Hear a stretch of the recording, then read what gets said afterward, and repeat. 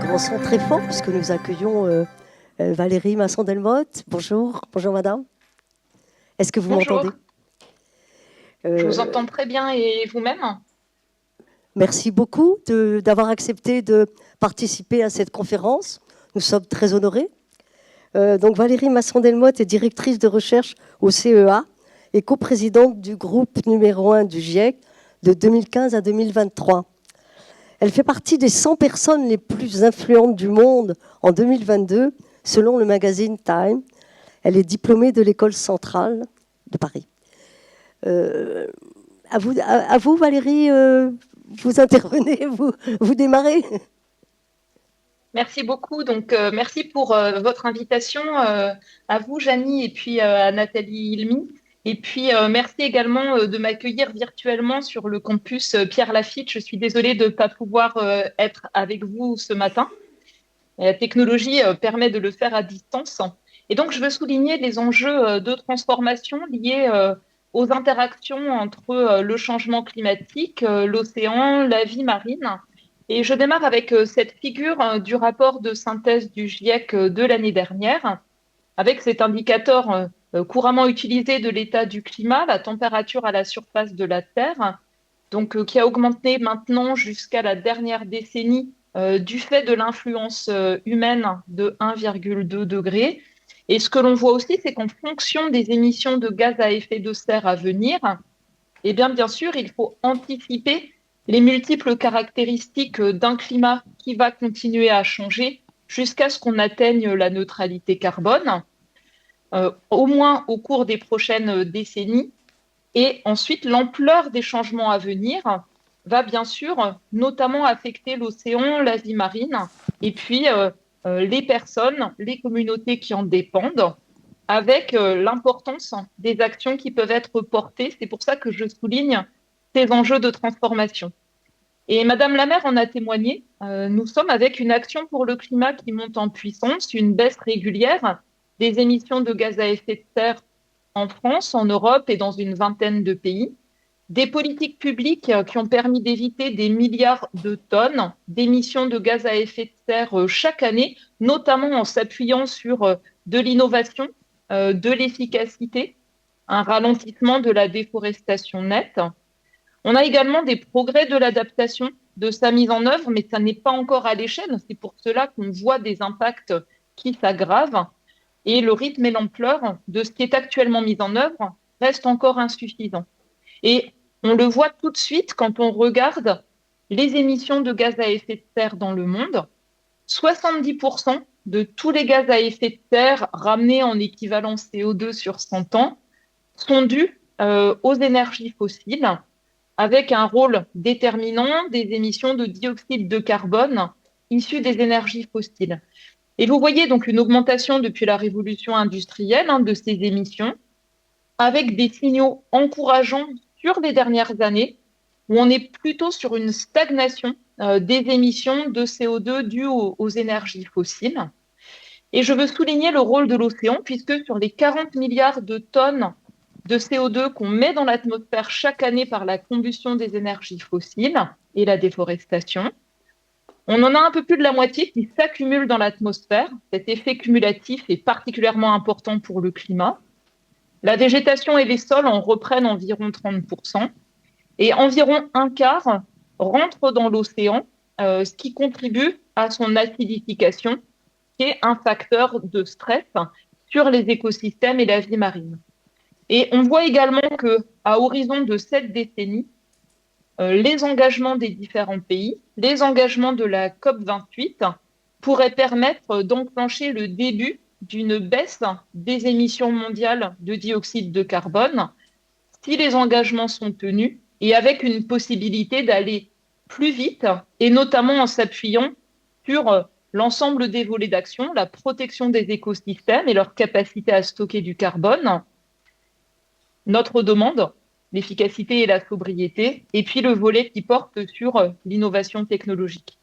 Alors revenons à l'état du climat planétaire.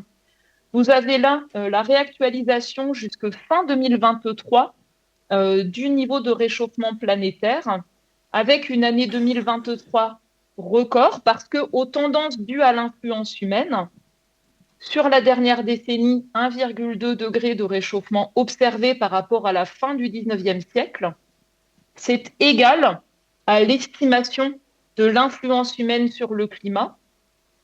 Actuellement, on a toujours la hausse de l'effet réchauffant des gaz à effet de serre. Et grâce aux politiques publiques pour améliorer la qualité de l'air, réduire les émissions de particules de pollution, notamment de soufre, on a en fait une baisse de l'effet refroidissant associé à ces particules de soufre. Leur effet direct est via la formation de nuages. Donc, c'est deux facteurs qui jouent dans le même sens.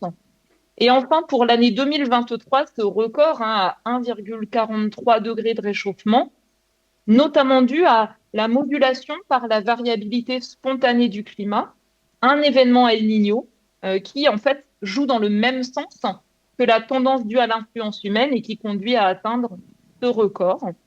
Et je veux souligner que l'Europe est le continent hors arctique qui se réchauffe le plus, 2,3 degrés de réchauffement.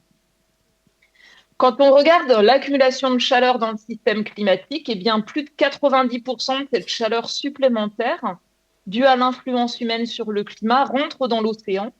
Et vous avez là, en fait, une vision bassin océanique par bassin océanique de cette pénétration de chaleur, d'abord en surface et jusqu'au fond de l'océan.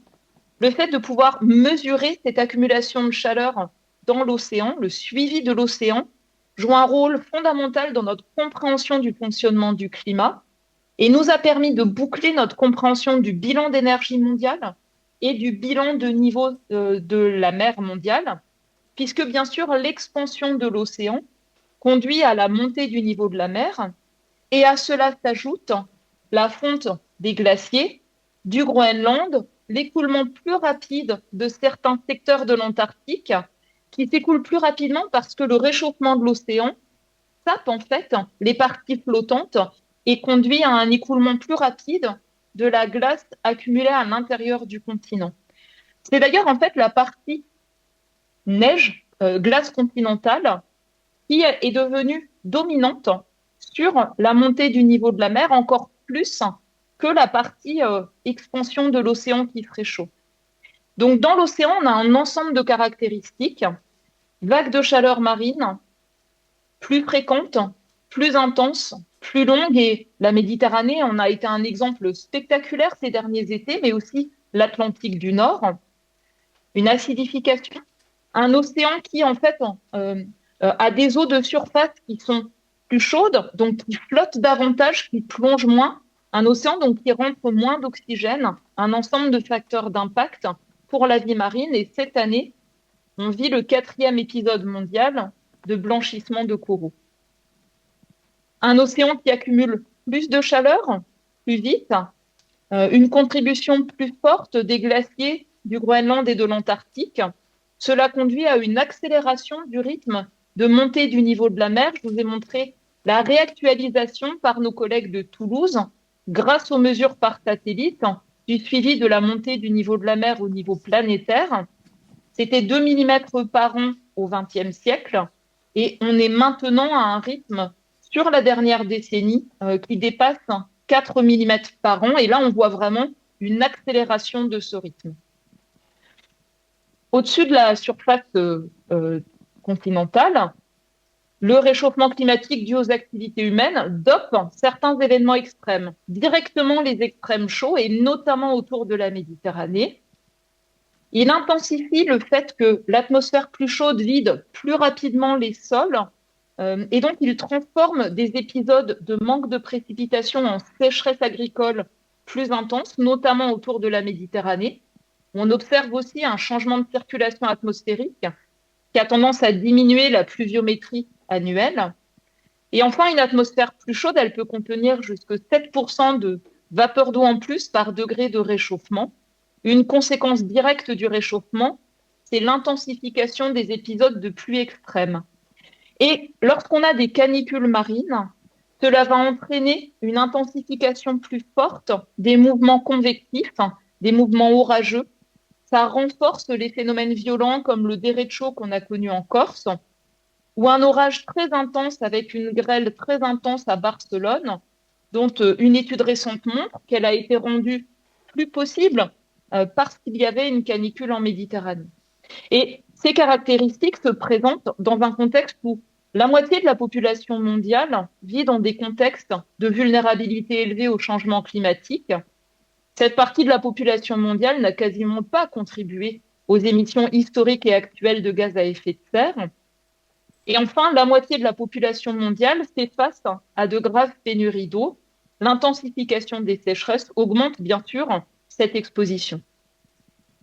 Du fait des progrès de l'adaptation qui ne suivent pas en fait la vitesse d'évolution de ces aléas, on voit une généralisation d'impacts et de pertes et de dommages qui concernent, par exemple, la baisse du potentiel de prise de pêche dans les régions tropicales, la productivité de l'élevage, des cultures, mais aussi la santé, notamment avec l'hyperthermie lors des canicules, un ensemble de risques de maladies infectieuses, une augmentation, par exemple, des blooms d'algues toxiques dans des eaux de mer plus chaudes, et des effets sur la santé mentale des déplacements contraints lors des incendies ou des inondations graves. Ce sont d'ailleurs ces inondations, donc par pluie intense, mais aussi submersion littorale, qui augmente avec la montée du niveau de la mer, qui entraînent les dommages les plus importants sur les infrastructures, notamment dans les villes. Et puis un ensemble de conséquences sur les écosystèmes, changement des rythmes saisonniers, un démarrage plus précoce de la végétation, déplacement d'espèces. Les zones, en fait, les aires climatiques se déplacent, c'est ce que l'on observe à terre, mais aussi en mer pour les espèces de surface et même les espèces profondes. C'est également des mortalités de masse. En France, on a une baisse du puits de carbone des forêts, divisée par deux en 10 ans, par l'effet d'un climat qui se réchauffe sur la productivité des forêts. Donc on voit à quel point cela affecte les écosystèmes, mais aussi leurs services dont nous dépendons également. Et puis j'ai mentionné donc quelques insectes. Les aires de vecteurs de maladies se déplacent, notamment par exemple pour le moustique tigre, vecteur de la dengue et d'autres maladies, pour les tiques et un certain nombre de bactéries transmises par les tiques, ou bien pour les moucherons qui affectent par exemple l'Occitanie et qui donc exposent les animaux d'élevage à la fièvre hémorragique épizootique. Donc, à retenir, ces impacts que l'on observe sont dus à une trentaine de facteurs climatiques générateurs d'impact, dont on sait qu'ils sont déjà accrus et vont s'accroître avec chaque incrément de réchauffement. La France est particulièrement exposée. Quasiment 2 tiers de la population, et donc des communes, sont dans des lieux d'exposition forte ou très forte aux risques climatiques. Les coûts pour les assureurs ont été estimés à 10 milliards d'euros pour l'année 2022, notamment par l'effet des sécheresses et des dommages sur les bâtiments, des pertes de rendement pour un ensemble de filières. Et en 2023, notamment du fait des inondations dans le nord de la France, 65 000 déplacés, 15 000 maisons touchées, on estime que les coûts ont été de l'ordre de 6,5 milliards d'euros. Un ensemble de communes peinent à être assurées par rapport aux risques climatiques.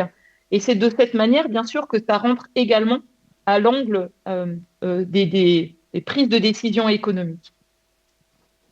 Pour explorer les évolutions futures, bien sûr, première question, quels changements socio-économiques? Et on va explorer des ensembles de scénarios et de trajectoires. Quelles émissions de gaz à effet de serre, de particules refroidissantes, quelle pression sur l'utilisation des terres? Quelle réponse du climat? Tout le travail de modélisation du climat et du cycle du carbone. Et ensuite, quels impacts et quels risques qui vont à la fois dépendre de l'état du climat, mais aussi de la capacité à engager une adaptation transformatrice pour limiter les risques à venir. Première chose clé à retenir, ce qui va déterminer le niveau de réchauffement à venir, c'est le cumul des émissions de CO2. Donc vous avez là la relation entre ce cumul d'émissions passées jusqu'à aujourd'hui et futures et le niveau de réchauffement planétaire d'ici à 2050. Au-delà de 2050, on a une incertitude qui augmente, notamment parce qu'on anticipe que dans un climat plus chaud, la réponse naturelle de l'océan, de la végétation et des sols va perdre en efficacité, ce qui augmente l'incertitude sur cette relation.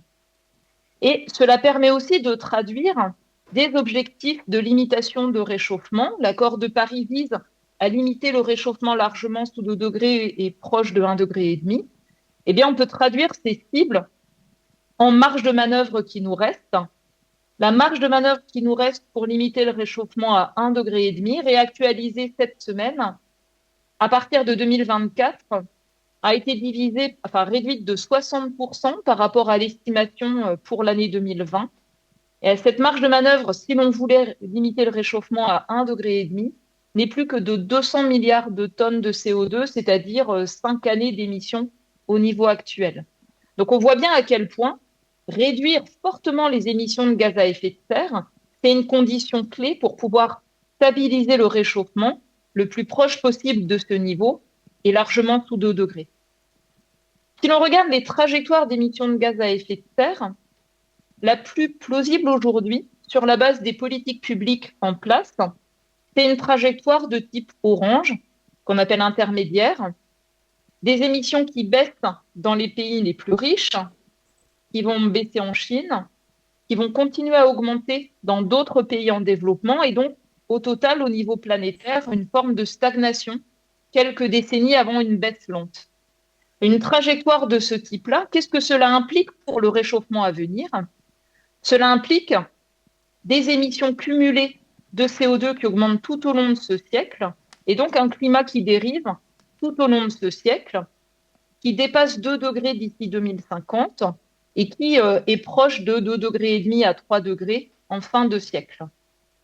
On a des solutions qui peuvent permettre de réduire plus rapidement les émissions de gaz à effet de serre, d'aller vers des trajectoires en bleu ou en bleu clair. Et ce que vous voyez, c'est que quand on atteindra des émissions de CO2 à zéro net uniquement dues aux activités humaines, alors à ce moment-là, on aura une stabilisation du réchauffement planétaire. En cas de forte baisse, cette décennie et la suivante, on en discernerait les effets sur le rythme de réchauffement et ses conséquences sur une vingtaine d'années. Et l'autre aspect important, c'est anticiper sur les caractéristiques à venir pour mettre en œuvre des stratégies d'adaptation transformatrices par anticipation, pas simplement réactives après avoir été touchées par des événements graves. Et moi, je suis paléoclimatologue, je travaille notamment sur les variations passées du climat.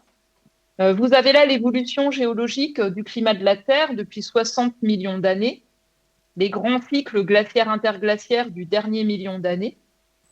La concentration actuelle en CO2, elle est déjà inédite sur 3 à 14 millions d'années passées. Le réchauffement observé des dernières décennies sort de la plage des derniers millénaires. La dernière fois que les températures ont atteint 2 degrés au niveau planétaire, c'était il y a plus de 3 millions d'années. Donc on est sur des situations devant nous, à l'échelle de quelques décennies, qui sont inédites par leur ampleur, leur vitesse, et notamment pour l'océan, un ensemble de caractéristiques physiques et chimiques inédites à l'échelle de milliers, de dizaines de milliers d'années, donc inédite, une sorte d'expérience grandeur nature pour la vie marine. Ce qui est très net, c'est que chaque incrément de réchauffement supplémentaire, un monde 1,5 degré, 2 degrés ou 4 degrés plus chaud, ça va affecter les caractéristiques du climat dans chaque région, à la surface des continents où nous vivons, en surface et en profondeur dans l'océan. Si l'on regarde un monde 2 degrés plus chaud, en fait, ça veut dire en France 3 degrés plus chaud. Ça veut dire que l'année record, qui était l'année 2022, enregistrée à ce jour, sera à cet horizon, peut-être 2050, l'année moyenne. Et l'enjeu, c'est se préparer aux années records à venir pour les températures moyennes, pour des répartitions contrastées de la pluviométrie, où on s'attend à une intensification du cycle de l'eau et un cycle de l'eau également plus variable, avec une augmentation des événements, des saisons très humides et très sèches, avec une tendance à la baisse de la pluviométrie, notamment autour du bassin méditerranéen.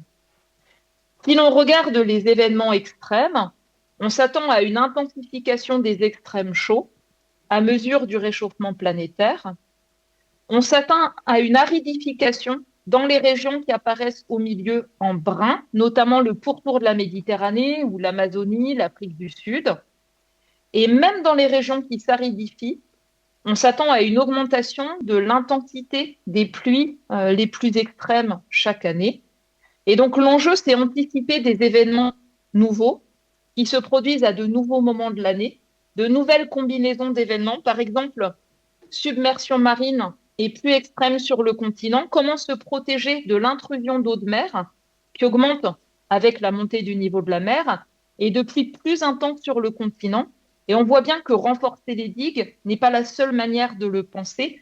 Il faut anticiper aussi l'évacuation d'une pluviométrie terrestre plus intense, qui sont des nouveaux défis pour l'ingénierie sur le littoral. Simplement en prenant en compte les aspects de température, on anticipe une forte augmentation du pourcentage d'espèces animales, y compris les coraux, exposées à des conditions de température potentiellement dangereuses. D'abord dans les régions tropicales pour les espèces endémiques, et puis ça s'élargit. Ce n'est que l'effet température, hein, les autres facteurs ici ne sont pas pris en compte. D'où les enjeux d'accompagner les déplacements d'espèces, de protéger les écosystèmes et réduire les autres pressions. Ces autres pressions sont les destructions des habitats, les surexploitations, toutes les sources de pollution, mais aussi les espèces invasives. Et pour l'océan, bien sûr, on parle souvent de la pollution au plastique qui est visible. Je rappelle en fait que la production de plastique tire à la hausse les émissions de gaz à effet de serre, est un aspect via la pétrochimie qui rend rentable l'exploitation des énergies fossiles. Donc on est aussi sur des déterminants communs sur la production de plastique à la source et sur les émissions de gaz à effet de serre qui conduisent aux autres aspects environnementaux liés au changement climatique. Pour les écosystèmes, on anticipe un ensemble de risques qui dépendent du niveau de réchauffement planétaire. Sur les continents, la mortalité d'arbres, notamment en Méditerranée, les risques d'incendie de forêt et donc la perte de services, capacité à stocker du carbone, très frappante par exemple l'année dernière autour de la Méditerranée en Grèce, mais aussi au Canada. Pour les écosystèmes marins, on s'attend à une augmentation d'un ensemble d'impacts et de risques. Les coraux d'eau chaude sont en première ligne, mais cela concerne aussi d'autres écosystèmes à toutes les profondeurs. Et un des messages clés, c'est anticiper les contraintes dans un climat qui se réchauffe sur les ressources en eau, une gestion intégrée de l'eau tenant compte des écosystèmes et des besoins humains, et des limites aussi des réponses liées aux écosystèmes, notamment la préservation des écosystèmes sur le littoral, nous offre des services de protection du littoral, mais ces services rendent le maximum de bénéfices si on arrive à limiter l'ampleur et la vitesse de montée du niveau de la mer. On est sur des risques pour la santé humaine. Je vous rappelle qu'il y a quelques semaines, on a atteint plus de 50 degrés du côté de Delhi en Inde, où les écoles ont été fermées, où les conditions pour tenir des élections ont exposé ceux qui tenaient les bureaux de vote à des conditions mortelles. Donc, ces risques clés où on ne peut plus avoir d'activité physique en extérieur augmentent, notamment dans les régions tropicales à mesure du réchauffement planétaire. Et à toutes les latitudes, les risques liés à la chaleur pour la santé augmentent, mais leur gravité dépend aussi de la capacité à améliorer le confort thermique des lieux de vie, à améliorer le confort thermique dans les villes, notamment avec des zones ombragées, rafraîchies, qui bénéficient de l'effet de la végétation quand l'eau est disponible. Et c'est juste pour rappeler qu'on est sur des risques croisés, climat, biodiversité et santé, liés à la chaleur, mais aussi liés aux vecteurs de maladies et liés à un ensemble de pathogènes. Donc cette approche de santé planétaire, de One Health, est vraiment critique. Et puis enfin, on est sur des risques par rapport à la sécurité alimentaire. Dans un climat qui se réchauffe, on a une baisse du potentiel de prise de pêche dans les zones qui apparaissent en violet, des tensions croissantes là où le potentiel de prise de pêche est incertain du côté de l'Arctique, et des baisses de rendement anticipées pour un certain nombre de cultures, comme le maïs.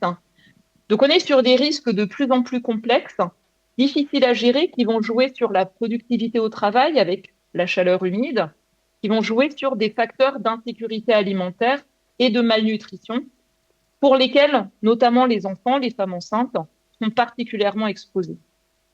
Et puis enfin, sur les risques à long terme, des risques d'irréversibilité, de perte de biodiversité et d'écosystèmes, et des caractéristiques irréversibles liées à la montée du niveau de la mer. Donc, cette montée du niveau de la mer a accéléré. On s'attend à avoir une montée du niveau de la mer de la même ampleur d'ici à 2050 que depuis 1900. À horizon de la fin de ce siècle, les projections médianes montrent une montée de l'ordre de 50 cm à 1 mètre. Et en cas d'instabilité d'écoulement de secteurs de l'Antarctique, un scénario maximum physiquement plausible qui peut dépasser 1,50 m à horizon de la fin de ce siècle. Cela va impliquer une augmentation des risques de submersion lors des tempêtes. Les événements qui se produisaient dans le passé une fois par siècle vont être 20 à 30 fois plus fréquents d'ici 2050. Cela concerne 1 milliard de personnes, mais on a aussi des enjeux liés à la salinisation des ressources souterraines d'eau littorale et puis l'érosion des côtes sableuses. C'est déjà en fait discerné à Cayenne, par exemple, l'augmentation des inondations chroniques à marée haute du fait de la montée du niveau de la mer. Et une des caractéristiques, bien sûr, c'est que les mesures pour y faire face demandent une planification à long terme avec des solutions d'ingénierie écologique qui s'appuient sur les écosystèmes ou les sédiments, mais dont le potentiel va être perdu en cas de fort rythme de montée du niveau de la mer. Et puis, des solutions d'ingénierie en dur, mais avec des compromis par rapport à la préservation des écosystèmes. Les deux seules solutions pour éliminer les risques, c'est d'arrêter de construire dans les zones qui seront exposées et de planifier une relocalisation qui pose des enjeux, en fait, de délibération, de mise en œuvre considérables. Pour terminer, les risques clés pour l'Europe, ils sont liés aux extrêmes chauds, ils sont liés aux pertes de production agricole, aux situations de pénurie d'eau, notamment en Europe du Sud, et puis à un ensemble de risques d'inondation par pluie extrême et ruissellement, des inondations composites pour le littoral et des effets à long terme pour le patrimoine et les infrastructures. Et pour les petites îles, les effets directs sur les écosystèmes affectent plus directement les populations, les activités économiques qui en dépendent. Il y a des faibles capacités de stockage en eau, le stress hydrique est plus aigu, comme on l'a vu à Mayotte avec la crise de l'eau. Et on est aussi sur des enjeux de solidarité par rapport aux pertes et aux dommages qui sont des conséquences directes ou via l'océan et ses écosystèmes pour les populations qui dépendent de leurs services. Donc on le voit en fait, l'adaptation elle est essentielle, elle permet de freiner un certain nombre de risques, mais limiter les risques climatiques, protéger l'océan et ses écosystèmes, limiter l'ampleur de la montée du niveau de la mer, ça passe par une réduction forte des émissions de gaz à effet de serre. Dans le rapport du GIEC de 2023, on évaluait que les politiques en place nous conduiraient vers 3 degrés en fin de siècle. Les engagements 2030, s'ils sont tenus, ça nous mettrait plutôt sur une trajectoire vers 2,5 degrés. On a un potentiel pour aller plus vite, plus loin, en s'appuyant sur l'ensemble des leviers d'action technologiques, style de vie, demande, rendre accessibles des styles de vie sobres en carbone, et puis les solutions qui s'appuient sur la nature. Et on est sur des enjeux de réorientation de financement, de mise en œuvre opérationnelle, dans un esprit de transition juste, qui intègre l'adaptation, la décarbonation vers la neutralité carbone et tous les autres aspects de soutenabilité, notamment par rapport aux inégalités, par rapport aux écosystèmes. Donc les évaluations scientifiques, elles soulignent qu'on a une fenêtre devant nous, mais qui est étroite, pour construire un développement qui soit résilient face au climat, qui aille vers la neutralité carbone et qui soit soutenable. Et j'ai repris en fait une des illustrations des trajectoires possibles. Chaque choc, chaque crise, elle peut verrouiller des pratiques inégalitaires, émettrices, des vulnérabilités, des expositions. Au contraire, elle peut permettre de les réduire. Et c'est intéressant d'avoir une vision de ce vers quoi on souhaite aller.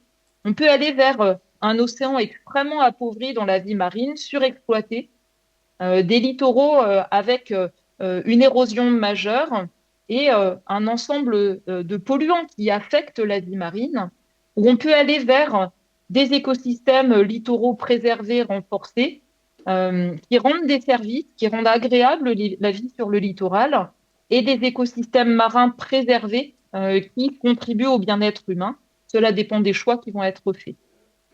Merci de votre attention.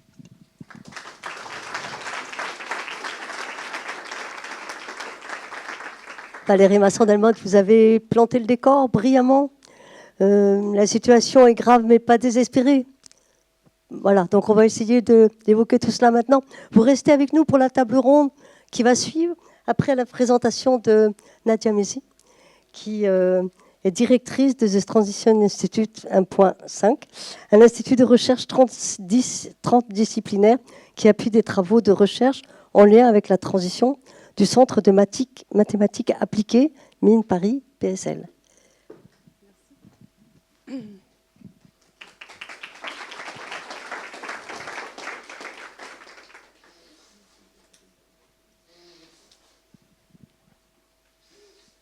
est allumé? Non. Okay. Très bien, merci pour cette invitation et pour nous donner l'occasion, puisque vous êtes à l'École des Mines de Paris, de nous montrer ce que nous faisons en tant que chercheurs. Donc effectivement, est-ce que le micro... c'est mieux comme ça? Ok. Après avoir entendu Valérie, vous êtes rentré dans les enjeux en fait de climat de manière très globale. Et moi, ce que je voudrais faire là, c'est vous emmener vers une compréhension d'une complexité supplémentaire qu'il faut ajouter au tableau, qui est le problème de l'injustice climatique. Et je voudrais préciser de quoi il retourne. Ça a été rapidement évoqué par Valérie, mais il faut bien noter que effectivement, plus de 3,5 milliards de personnes vivent aujourd'hui dans des zones qui sont extrêmement exposées aux impacts du changement climatique.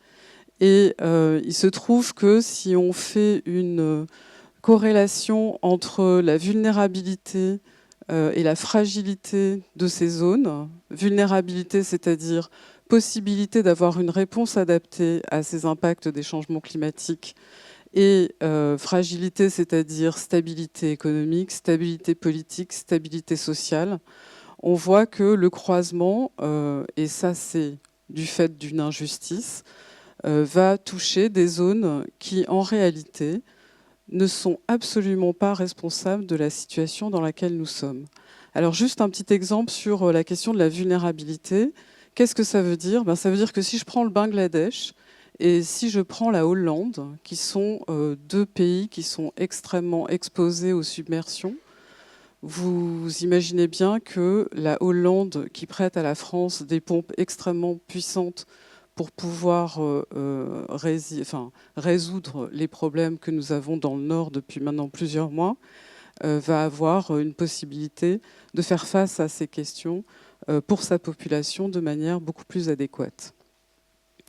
Et pour en revenir à la question de la non-responsabilité, vous voyez ici, ça reprend les graphiques montrés par Valérie, c'est juste d'autres types de présentations. Les émissions de gaz à effet de serre, et cette fois, elles sont réparties par zone géographique. Et vous voyez que, par exemple, l'Afrique contribue pour 9% en 2019 à ce bilan global mondial.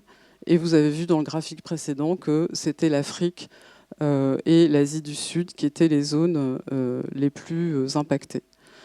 Donc, ça a été aussi dit par Valérie. En fait, c'est quoi ces impacts et la problématique du fait qu'il va y avoir une conjonction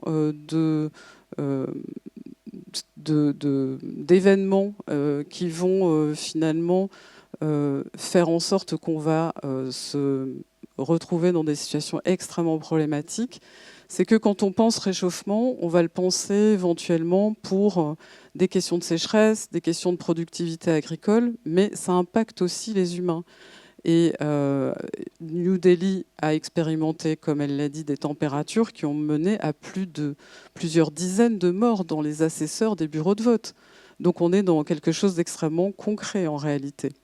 Donc il va y avoir des effets induits qui vont se multiplier et c'est vraiment ça qui va poser un problème pour faire face à ces questions. Donc je voudrais moi vous emmener dans quelques exemples en fait pour bien comprendre au niveau mondial comment la situation sur l'échelle humaine se positionne aujourd'hui. Donc on peut répertorier qu'il y a, dû aux questions de climat aujourd'hui, et ça c'est des chiffres des Nations Unies, 36 millions de déplacés en Afrique. Et en fait, ce qu'il faut comprendre, c'est que ce sont des déplacés internes. Il ne s'agit pas du tout de migration. Donc ce sont des personnes, on prévoit, qui seront dans un nombre de 86 millions en 2050. Et vous voyez que sur le nombre de migrants mondialement évalué, ça représente une proportion très importante.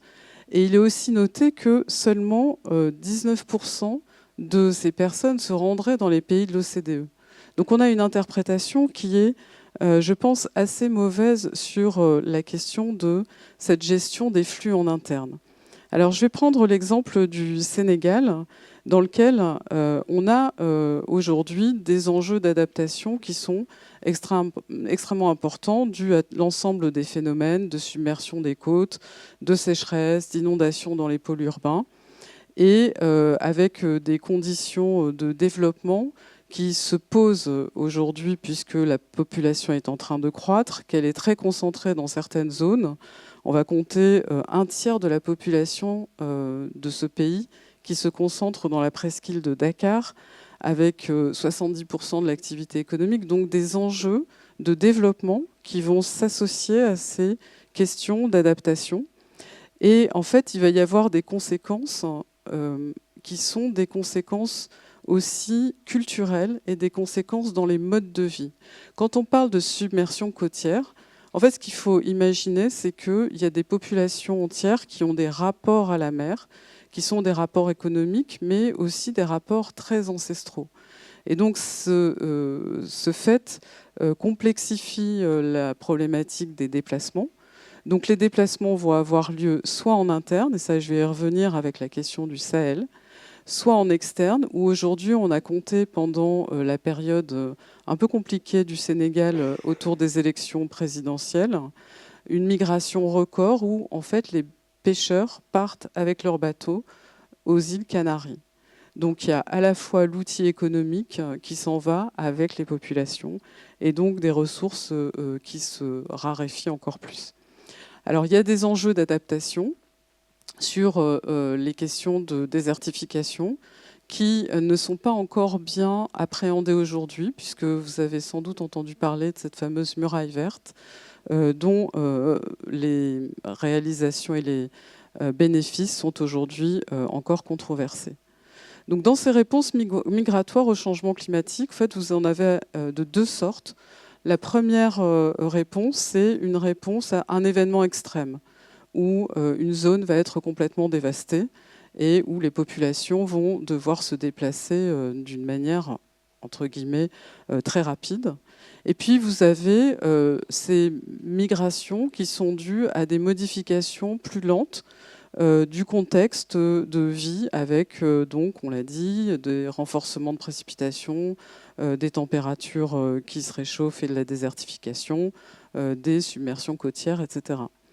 Et donc là, je voulais vous parler du cas du lac Tchad, qui quand même est passé d'une superficie de 25 000 km² dans les années 60 à 2500 km² aujourd'hui.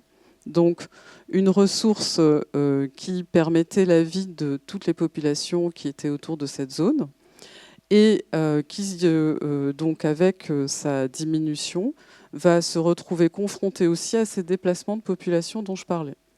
Ça veut dire qu'il va y avoir une compétition sur une ressource raréfiée qui va s'intensifier et il va y avoir des conflits entre des populations qui avant vivaient en bonne intelligence, éleveurs, agriculteurs, pêcheurs, avec des enjeux qui sont des enjeux très concrets, par exemple des pêcheurs qui sont obligés de faire des trous d'eau et qui créent en fait des problèmes aux éleveurs dont les animaux vont se casser les pattes.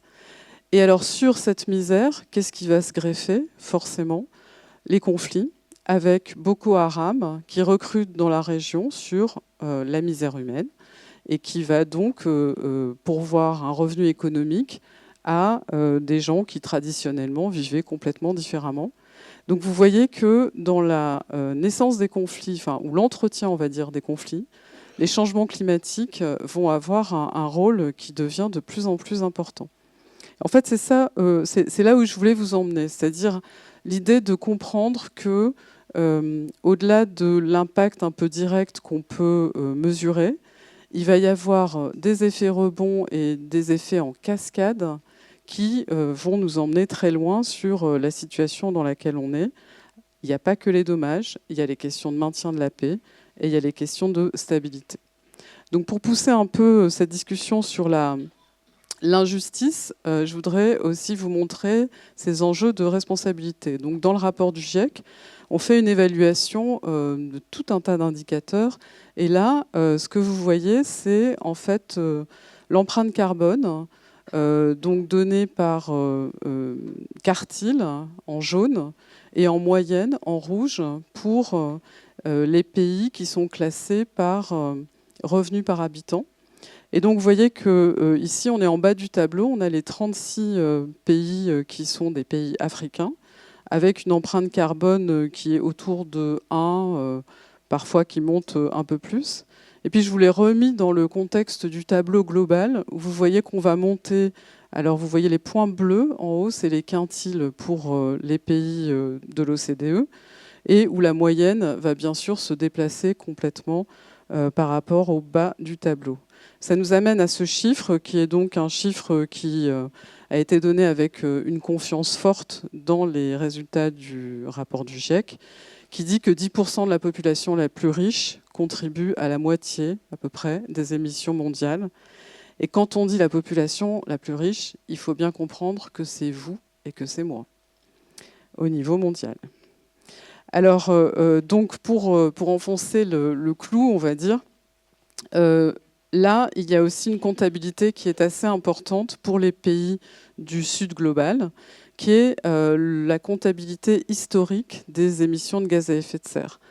Donc ça veut dire qu'on ne regarde pas juste en instantané, donc le graphe bleu que vous avez déjà vu tout à l'heure sous une autre forme, mais on va regarder en cumulé sur la période de 1850, début de l'industrialisation, l'ère pré-industrielle, et jusqu'à aujourd'hui. Et vous voyez encore une fois que, par exemple, les pays d'Afrique, pour continuer sur eux, sont dans une contribution très faible. Et puis, vous avez à droite une représentation qui vous donne les émissions ramenées à chacun des habitants. Et là, vous voyez aussi la question de cette responsabilité qui est mise en place. Et pourquoi ça va être important? Parce que ça va être un des grands enjeux du débat, en fait, en termes de quelles sont les solutions à apporter. Et c'est ça qui va un peu cliver, finalement, les propositions en présence. Donc, si je reviens sur les options d'adaptation, Valérie en a parlé aussi de manière très globale, il va y avoir en fait énormément de possibilités, mais encore faut-il qu'il y ait des financements. Et il y a également dans leur réalisation des efficacités qui vont être assez variables. Donc, par exemple, pour les enjeux de submersion côtière, c'est plutôt le déplacement de population qui va être efficace, puisqu'on sait très bien que les barrières vont avoir une pérennité toute relative. Et là, en fait, vous aurez accès aux slides, je suppose. Je ne vais pas commenter toutes les possibilités. Et globalement, qu'est-ce qui va faire obstacle en fait, à l'adaptation? C'est que, notamment ici, on a beaucoup parlé de la réduction des émissions de gaz à effet de serre, de cette fameuse décarbonation. sans se rendre compte peut-être qu'on était nous-mêmes déjà confrontés à cette question de l'adaptation. Et donc la prise de conscience, elle n'est pas à la hauteur finalement de ces enjeux, ce qui fait qu'il va y avoir un faible engagement à la fois du secteur privé, à la fois du citoyen, à la fois de l'État. Et les investissements donc vont tarder à être mis en œuvre. Et puis on reste quelque part dans la trajectoire qui est déjà lancée et on va donc se retrouver dans des blocages qui sont très difficiles à lever à cause de l'inertie. Pourtant, dans le rapport du GIEC, dans les conclusions, on arrive à cette évaluation que d'ici 2030, on aurait des options disponibles, alors là en termes de décarbonation, qui sont dans tous les secteurs et qui nous permettraient de réduire de moitié nos émissions d'ici 2030. Alors 2030, c'est quand même dans 6 ans maintenant. Donc elles sont évaluées avec leur coût qui permet de dire que en fait, dans chacun de ces secteurs, on va trouver des solutions qui peuvent, pour moins de 100 $ la tonne de CO2 équivalent effacée, c'est-à-dire réduite, être mises en œuvre. Et on va avoir beaucoup de ces solutions dont on discute avec cet enjeu de l'électrification de nos usages énergétiques et le déploiement d'énergies renouvelables, par exemple, à grande échelle, qui fait partie des premières solutions au niveau technologique. Mais en parallèle, il y a toute une discussion qu'il faut qu'on ait quand même sur les ressources. Et ça, ce sont des résultats sur toujours notre rapport, avec le fait que les ressources fossiles créent un problème, bien sûr, d'émissions, et qu'avec tout ce qui est déjà installé aujourd'hui, on a finalement mis pratiquement en péril cet objectif d'une trajectoire où on resterait autour du 1,5 degré. Et pourquoi c'est quelque chose qui va renvoyer à la question que je mentionnais au départ de l'injustice climatique? C'est parce que les pays en fait, qui ont été le moins contributeurs se retrouvent aujourd'hui avec des découvertes de gisements de gaz, de pétrole, dont ils voudraient tirer des bénéfices pour pouvoir pourvoir à un développement, et que ça rentre en contradiction avec ce bilan global d'émissions, des installations existantes et des projets qui sont déjà lancés. Alors en parallèle, dans cette décarbonation et ces enjeux d'électrification, de déploiement de renouvelables, de déploiement de véhicules de type électrique, vous êtes bien sûr avertis qu'on a un autre type de ressources sur lequel il y a aujourd'hui une très grande compétition qui se met en place. Et une fois de plus, en fait, ces ressources, ce sont des ressources qui vont, pour une très grande partie, être dans ce continent africain, dans lequel la problématique, je pense pour vous, est maintenant très claire. Donc, premier enjeu. Deuxième enjeu, un grand déploiement de l'hydrogène. Mais où est l'hydrogène potentiellement vert? C'est encore une fois dans les zones qui sont les mêmes. Et donc là, ça se pose en termes de... Donc on était en train de parler d'injustice climatique, de responsabilité.